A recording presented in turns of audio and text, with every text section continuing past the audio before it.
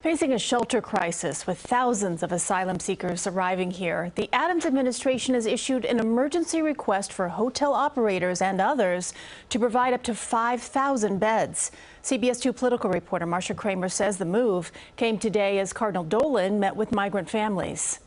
Juan Carlos Perego carried his partially paralyzed 11-year-old daughter, Mary Elvis, through the jungles of Venezuela in a desperate attempt to come to New York and get her medical treatment. Did he come here to try to get help for her?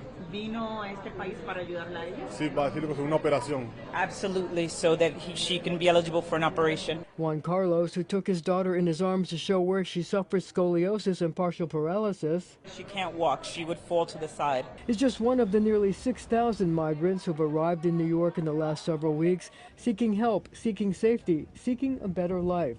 Juan Carlos, a construction worker in Venezuela, met with Cardinal Timothy Dolan and officials from Catholic Charities, just one of several organizations helping New York City deal with the crisis.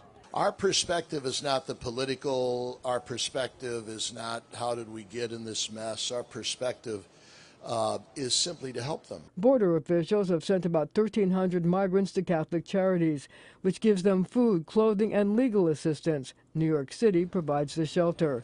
In fact, CBS 2 has learned that with so many needing a roof over their heads, the Adams administration issued this emergency solicitation seeking bids for up to 5,000 units in commercial hotels and other facilities that have to be able to provide services on 24 hours notice. Catholic Charities officials praised the city for its response. They've never shirked from accepting their responsibility to provide shelter as a right for those in New York City, even if those in New York City only arrived a few hours ago. I asked the Cardinal if they would also help educate the children arriving here, find places for them in the church's schools. We have scholarships available for these kids to go to our Catholic schools. A spokesman for Mayor Adams says the city is still working on plans for how to educate the children of asylum seekers, but he assures me that all will have a place when classes start next month. On the east side, I'm Marcia Kramer, CBS 2 News. Cardinal Dolan and Monsignor Sullivan also called on the federal government to get involved with better border policies and procedures and to provide financial assistance.